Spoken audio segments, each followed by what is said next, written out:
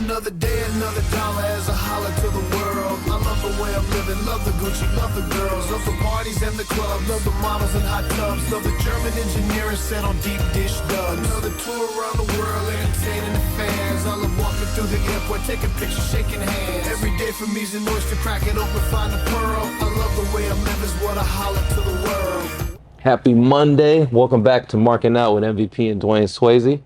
What up, P? Monday, man. Yeah, man. Monday. I got the Monday blues. The Monday blues. Why, man? No, I don't have this Monday's the start of the week for you working stiffs. you unfortunate souls that have to punch a time clock. I get to punch my colleagues. I don't have to punch a time clock. Right on.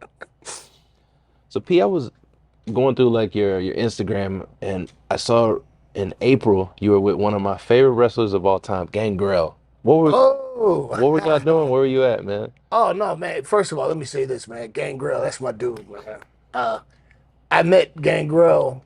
I met his brother before I met him. I was in prison with his brother. Word. Yeah, we did work release together. And I remember him telling me, yeah, my brother's a pro wrestler. It's about the time that I had met Prime Time. And I was at work release, and I was talking about maybe trying pro wrestling. And he goes, oh, man, my brother's a pro wrestler. I'm like, yeah, he's in the WWE. But for real, yeah, Gangrel. That's crazy. But the funny thing is, like, Gangrel's from the hood. People don't know. Like, and Gangrel's brother, like, they are white boys that when you hear them talk, you knew they grew up around the way. Okay. Gangrel is from around the way. Okay, right on. Don't get it twisted. Right on. Dave is great people, but he is not the one. But anyway, CCW is Coastal Championship Wrestling, is a independent wrestling company based in South Florida. And early in my career, they were like my home company. There were other South Florida indies, but they were the ones that really took me in. Bruno and Dan, good friends of mine, and they started Coastal Championship Wrestling. And all these years later, periodically they'll hit me up, and if I'm available, I'll come in for a reunion show or a homecoming, and this time it was me against Gangrel.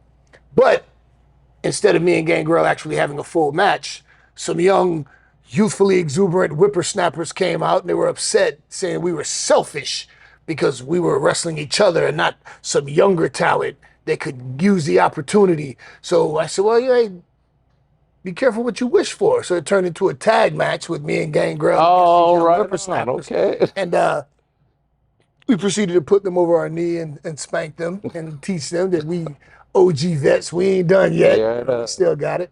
But yeah, it was a homecoming for CCW. It was their anniversary show. And it's just like, wow, 21 years later, they're still doing it big. Right on. And same for you, 21 years later. Yeah, wow. Yeah, right.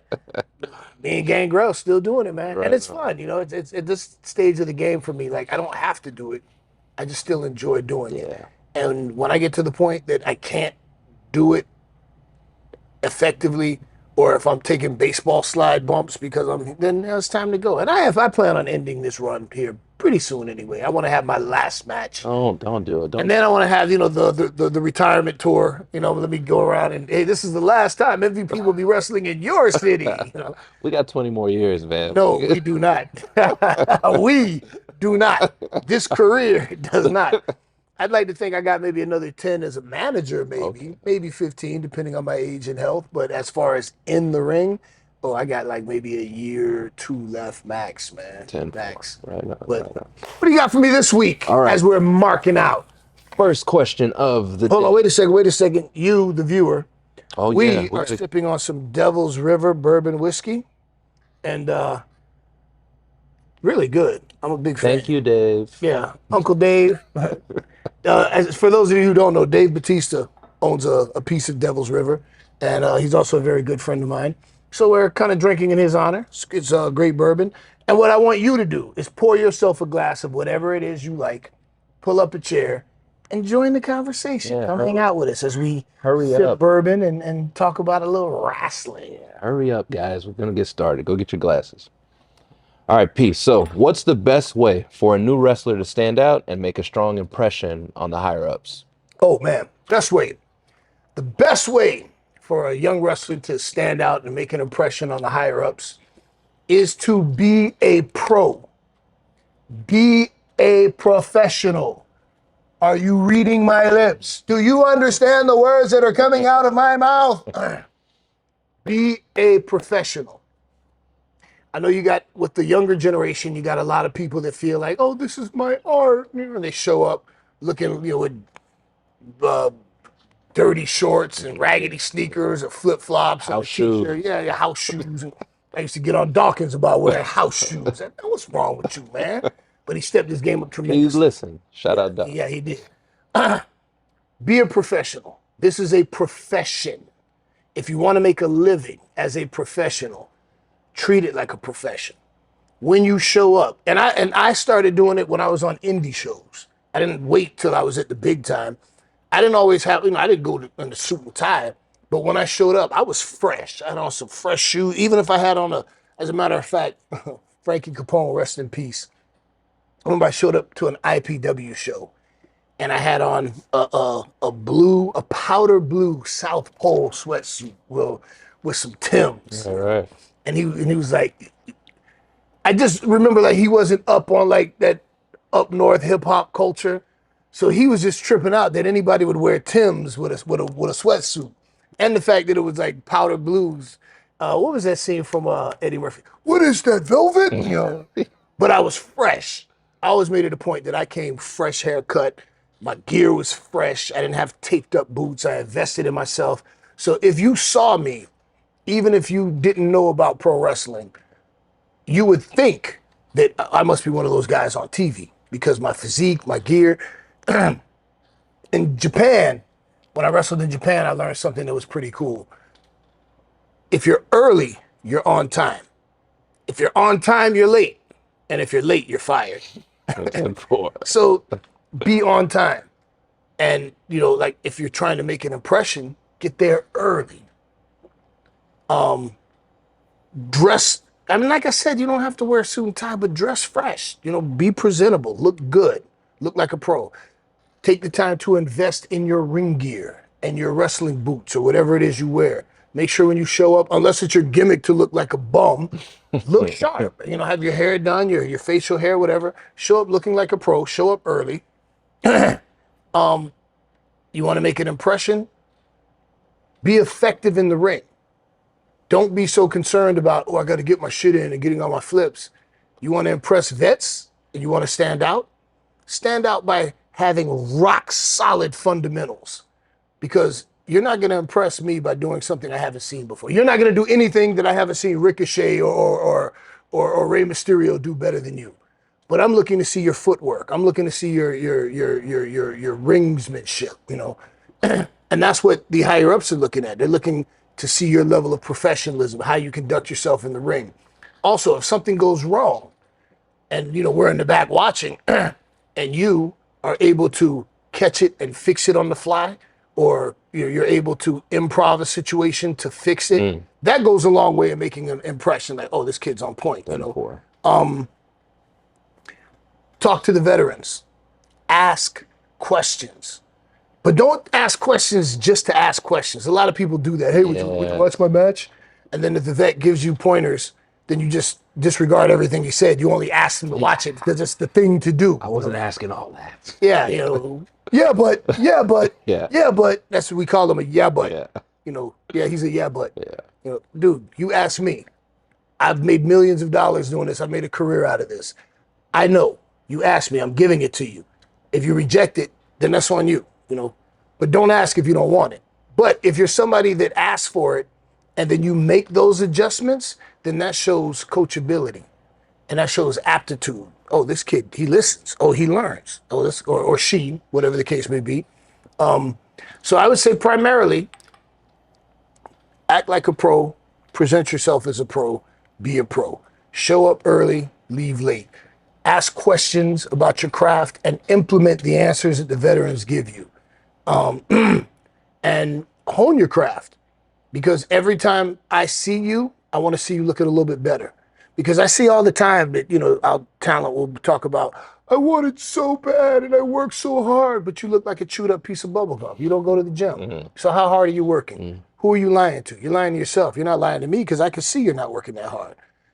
if I see you in the gym or in the ring and I see you doing the same goofy shit you did last time that I told you, hey, don't do that, and you're still doing it, all right, then you didn't really want to hear what I had to say.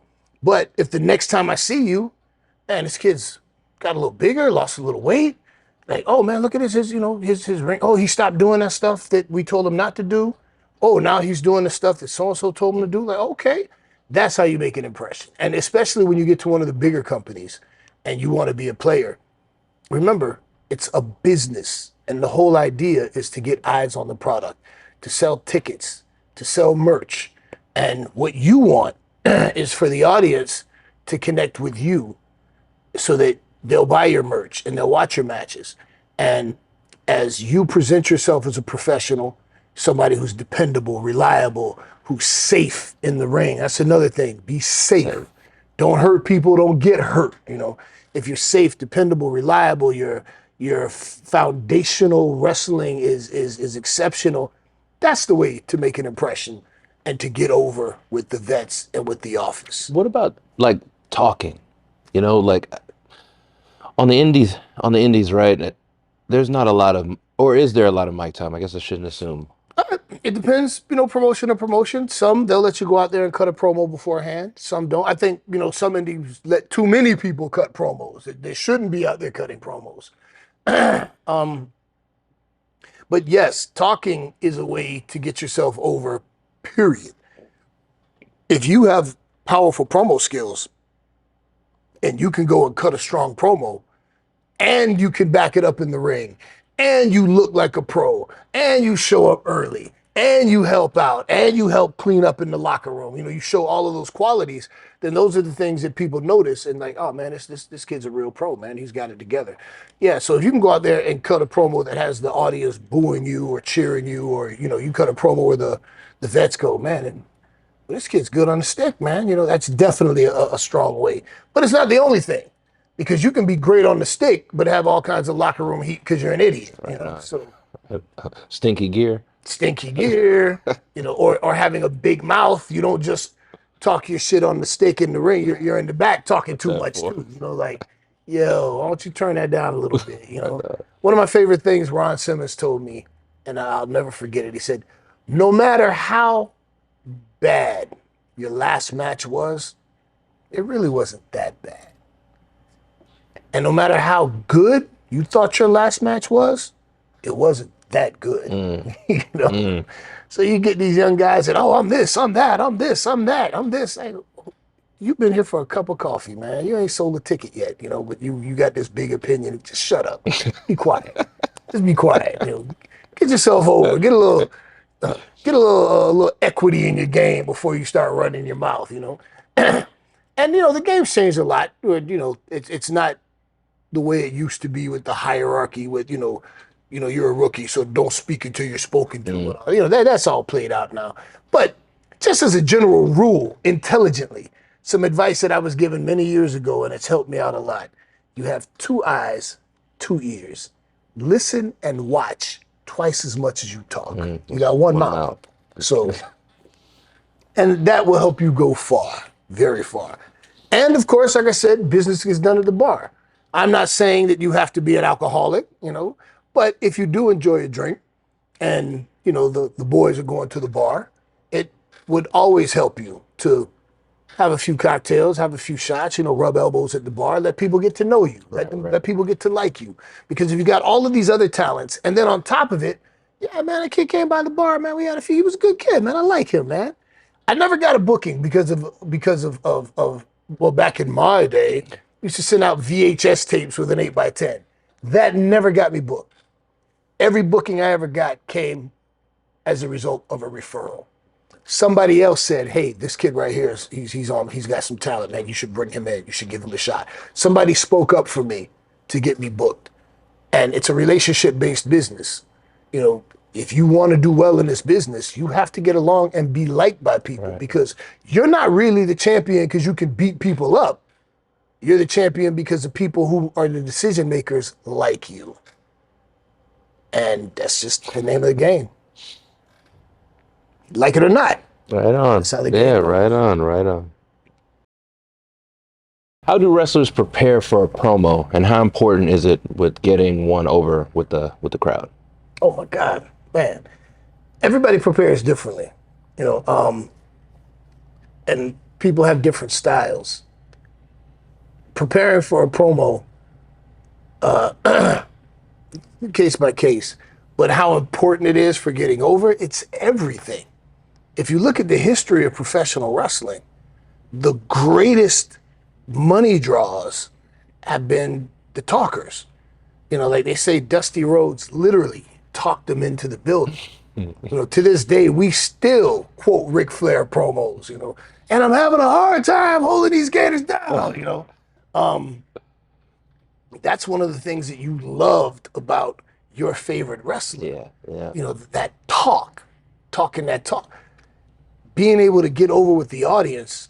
I remember when I was in wrestling school. I was married at the time, and my ex-wife, now ex-wife at the time, she became invested in wrestling because of me, of course, But when SmackDown, when that started, I remember specifically one time us driving and figuring out we weren't going to make it home in time.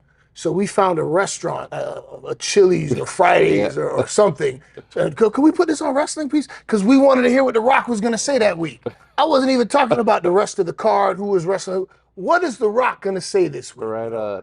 When you think about Stone Cold, give me a hell yeah. Like the greatest money drawers in the history of our industry talked the people into the building. Yeah, they could work their asses off.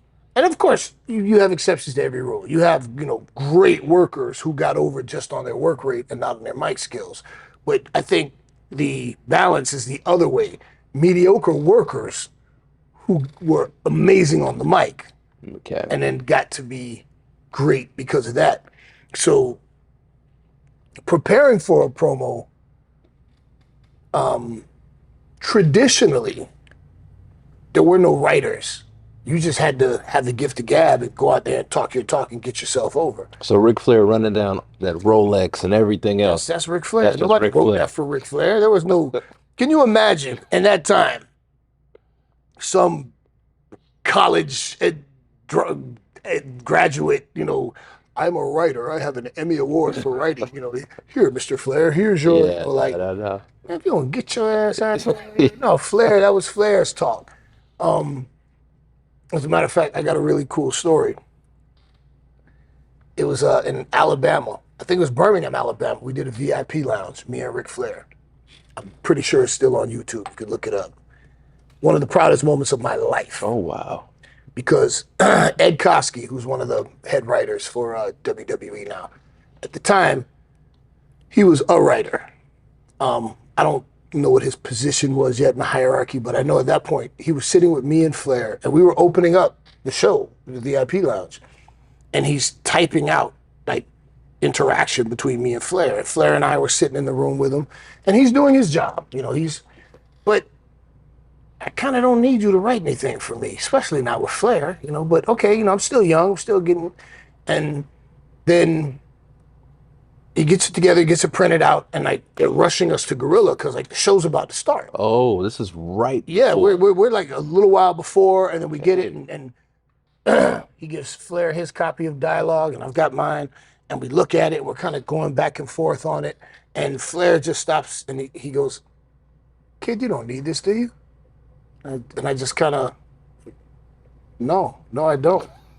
And he took my copy, and he took his copy, and he just tore it up, and he threw it in the garbage. So if you go and you watch MVP and Ric Flair in the VIP lounge, and I'm pretty sure it's Birmingham, Alabama, the only thing that we rehearsed was the physicality. But the promo, you'll even see where Ric Flair kind of does a double clutch where he kind of okay, let me fix this here. And you can kind of tell on the beats, you can kind of figure out where I'm figuring out where I'm going. But the chemistry was just naturally there. Right on. And for me, the opportunity to tell the Nature Boy, no, I don't need that script. Yeah. Absolutely not. But he knew you didn't need it, so he was very familiar with you then. I don't know how well he knew, Okay. but in that moment, he knew enough that he went out there and said, "Hey, kid, you don't need this script, do you?" And he gave me the opportunity to show, "Nah, I don't need this script." So that was a great segment, and it was just me and Nature Boy going at it. Ed Koskey didn't write that. You know, the stuff he wrote, which would have been good, but if you go back and watch it, you'll be like, "Oh, okay, I see." A writer couldn't have written that for us, you know? And nowadays, like with AEW, we have writers that can help you with your verbiage, but most of the talent are given the leeway to do their own thing. You don't have to say what the writers give you. WWE is a little different, and there's certain talent you're provided with a script, and that's your script. Depending on where you're at on the totem pole dictates how much you can deviate from that script. Like, you know, the guys over there who are amazing talkers, like Seth Rollins, you know, Kevin Owens, you know, those guys, they're probably given a script just as a guideline for here's what we want. Now do what you do. Right. You know, and you have to be careful with that, because I remember having to do that with like Randy Orton, because he memorizes his scripts. He doesn't go off the dome. So when you see Randy Orton give one of those really intense good, he's memorized that script.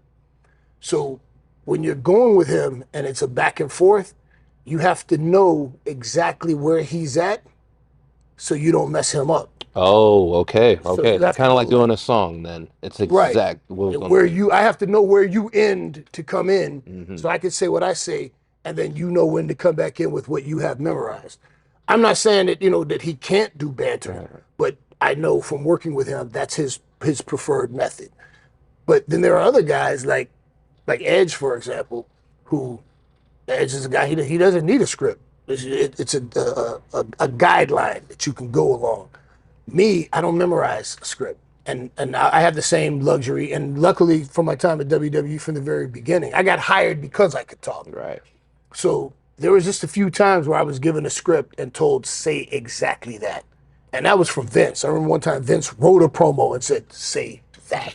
You know, usually if I went out there and said what I wanted to say, there's only a couple times when I came back and Vince called me over, took the headset off, and, you know, chastised me for saying something or going a little too far or going off the farm, as they would say. And, you know, that was okay, because Vince didn't mind that. You know, there was often a saying when I was breaking in, it's easier to reel you in than it is to push you out. 10-4.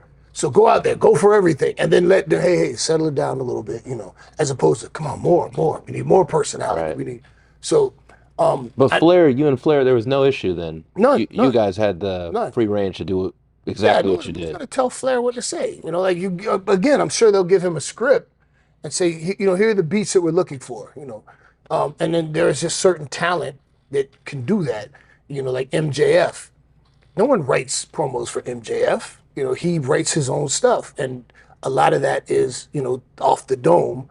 I'm sure, you know, there are certain ideas that he'll write out, whatever, so he'll have the material. But and I enjoy doing that. Like, okay, we can have a script, and then we can get the beats of the script and understand where we're trying to go and where it ends. But during the course of that, you might go off script and ad-lib something. Right. And if you zing me, I'm not going to just eat it. I'm going to ad-lib and zing you back, you know? Right. And then that makes the script interesting, because now I'm not really sure what you're going to say. And you're not, but there's also a level of professionalism to maintain so that it doesn't just become two guys insulting each other and abandoning the story and abandoning professionalism. And that's happened through the years. You've seen it happen. But professionalism is being able, you know, like a freestyle. If you're really good at rapping and I'm really good at rapping and we're good off the dome and I got a flow, and then I toss it to you, boom, you just pick up right away. Right. And you flow and you flow and you kick it back to me and I flow and I flow. And it's like people who don't know how to do that are amazed watching two guys that can freestyle off the dome hit it like that. It's the same thing with people who are really good at cutting promos. But again, I go back to Randy Orton, and he's the first person that comes to mind. I'm sure there are others that he'll tell you, like, he memorizes the script. So if he gets a good promo, he'll memorize it. But then when he delivers it with such conviction. Oh yeah, that it's great material. 100%. Doesn't look like none of that's like Yeah, that coming doesn't. from a Yeah, page. it seems like that's him coming from his 100%. soul. Yeah. So he's great at that. There are some that are good at that, and then there are many that are not.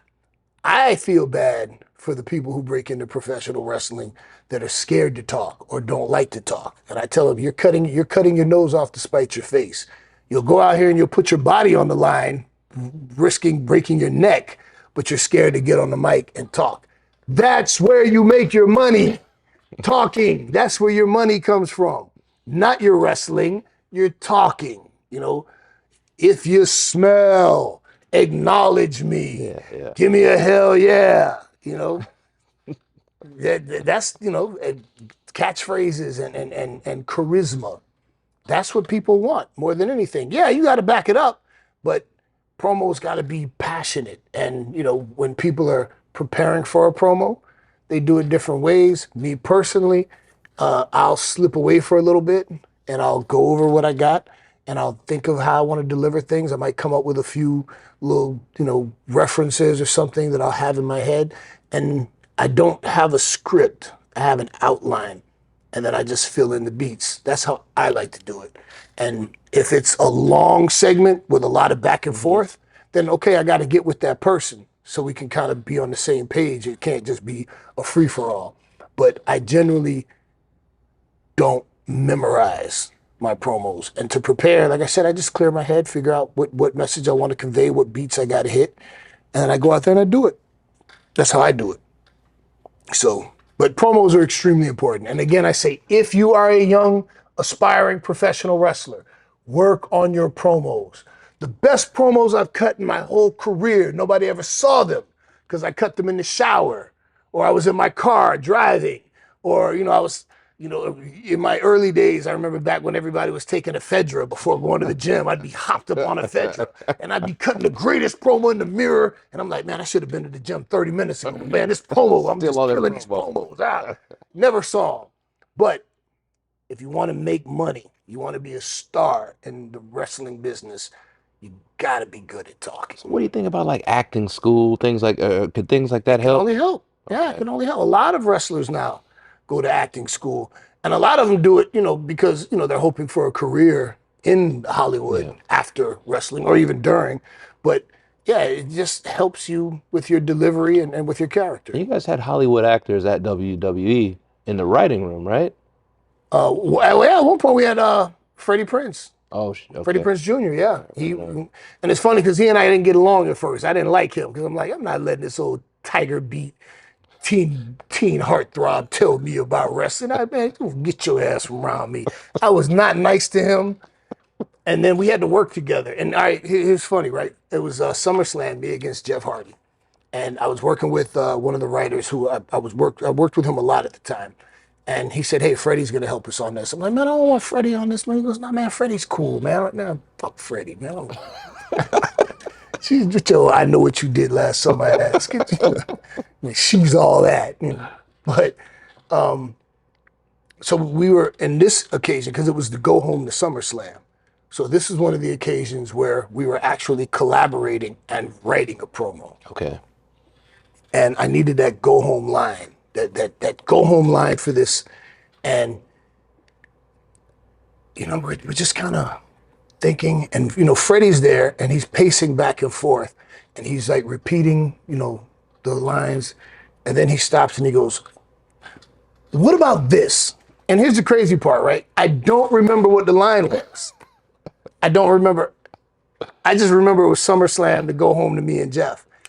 And I just remember the writer who I was with kind of perking up and going, whoa. And I remember me hearing Freddie suggest that and being like, damn, that's it. That's the line right there. And begrudgingly, I had to look at him and go, that's actually real good, man.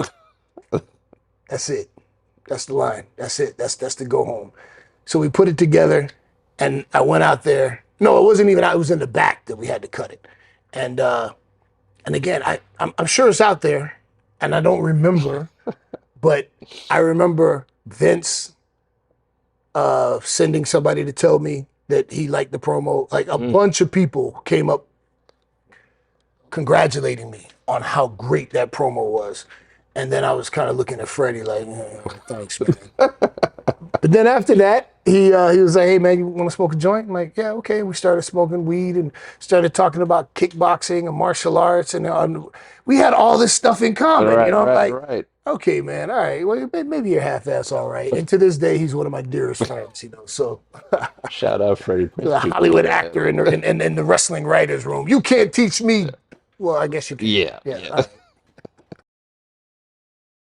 How does a wrestler earn respect from a veteran and legends in the business?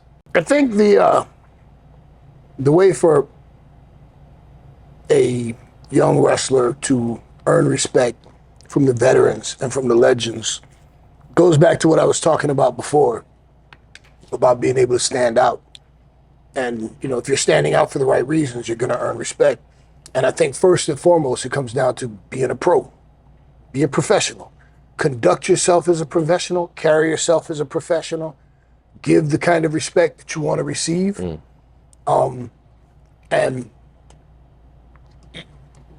what I've found is that a lot of the guys that you consider to be legendary, it's not like how it used to be many, many years ago when top guys were trying to suppress young talent from coming up. The guys nowadays that you would call legends, they're looking to encourage younger talent. They want to see young guys step up. They want to give away their knowledge and experience to help younger stars become stars. So that's changed a lot to where, guys aren't protecting spots, And if you want to get over with the legends and the vets, it all comes down to being a pro. People are always watching. They're always watching. With the things you do, you'd be surprised who's catching what you're doing. But like I said, for the vets, I learned a long time ago, you got television, telephone, tele-wrestler, and it gets around. So if you're doing all the right things, it's going to get around. If you're doing the wrong things, it's going to get around. If you're that young talent that, did his early, on time, dressed well, you're doing your warm-ups, you're asking questions, you're showing respect, you're out there every week turning in top-tier performances, you're asking for criticism and making the adjustments, you're cutting A-plus promos. These are all the things that, veterans and legends are going to look at and be like, oh, this kid's got something. One thing that made an impression on me when I first met MJF, Maxwell Jacob Friedman, a lot of people don't know, I met him in the Northeast when he was 18, 19, and I was going to do a House of Hardcore show for Tommy Dreamer in the ECW arena. And the night before, we were somewhere in New Jersey, I think. And in Asbury Park, there was a documentary called Finding Joseph I about Bad Brains, their lead singer, HR, Joseph I. And they were doing a screening, and I wanted to go, but I didn't have any way to get there. So I asked a couple of the guys, and they were like, hey, this kid, he's a pretty talented kid, and he said he'll take you. He just wants permission to just ask questions and learn from you. I'm like, say less. He was there early to pick me up at the hotel. We drove to Asbury Park together, and we watched the screening together. We hung out. We had a few drinks. We ate. We rode back. And the thing that the biggest... How long ago was this?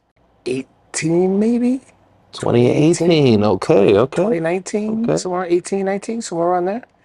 And it wasn't the questions. It wasn't that he was asking me questions, but it was the questions that he was asking. And as a vet who had been around, I quickly picked up, like, this kid's sharp. And he wasn't just asking questions just to try to impress me. Like, hey, look, like, he really was asking insightful business questions. Like, hey, when you're cutting a promo, what do you feel about, addressing the audience this way versus this way? Or or when you're dealing with promoters about creative, and they want you to do this, but you know it doesn't work for you. What's the best way? Like, just the questions he Okay. was asking, Right, you know. right. And I was really impressed by where he was coming from. He already was understanding the business of professional wrestling and was tailoring his questions so that he creatively could survive and excel in the business of professional wrestling.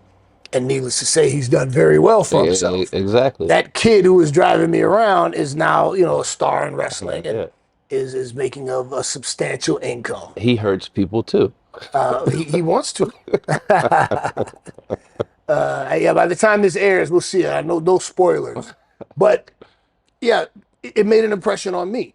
And I know how vets are. You know, when we talk about young guys, we'll talk about, yeah, this kid's got something, or yeah, I like this kid, man. I like how he carries himself. You know, and that goes a long way. So I guess again, the simple answer, and I said it before: be a pro. Carry yourself like a pro. Conduct yourself like a pro. Execute like a pro. Be a professional, and that will carry you very, very far in the business, personally and professionally. I want to go back to promos and talk about that infamous N-bomb at Impact. What happened, man? You know what? I'll touch on it now, but let's on a future episode like do a deep dive into everything that happened with that. But in a nutshell, we were on Destination America. There was a new network, and it was a live episode, and they were selling it, you know, about this is live, this is live. And at the time, there was a lot of racial unrest happening with, you know, what I believe to be police brutality in a few situations that had gone on. And I noticed that in the world of social media, the word thug was being used quite a bit to describe young men of color. You know, if you had dreads and a hoodie, all of a sudden you're a thug, you know. And then I saw it getting used a lot about those thugs. And then it became really apparent to me that that word thug was being used in place of what we all call the N word. And when I realized that it was live TV, I said, I'm gonna swing for the fences on this one. But what I said, everything I said was true. In that promo, I didn't say anything that wasn't true. And I said, you know, when we do what these other people do, you praise them for it. But when we do it, you talk about us badly. You call us thugs. And you act like I don't know what thug really means. Right, you know? right. And I said it. And initially, you know, if you watch it back, you see my colleagues, because I didn't smarten them up and tell them what I was going to say. So you see Kenny go like, ooh. So we'll do a deep dive and I'll get into it. I'll tell you what happened. But surprisingly, I will say the president of the network, to his credit, and I don't know his name, but I remember afterwards my immediate supervisor, whose name I won't mention because I don't respect him, he came and said, hey, I don't have a problem with what you did, but if you're going to do something like that, you got to smarten me up. And I said, nah, this is one of those situations where you ask for forgiveness, not permission. And he was just, But apparently the president of the network watched it back a couple times. And the word that I got was that he was flabbergasted when he saw it. But when he watched it back and listened to the context in which I said it, he found nothing wrong with it, which is why I didn't get fired or get in any trouble.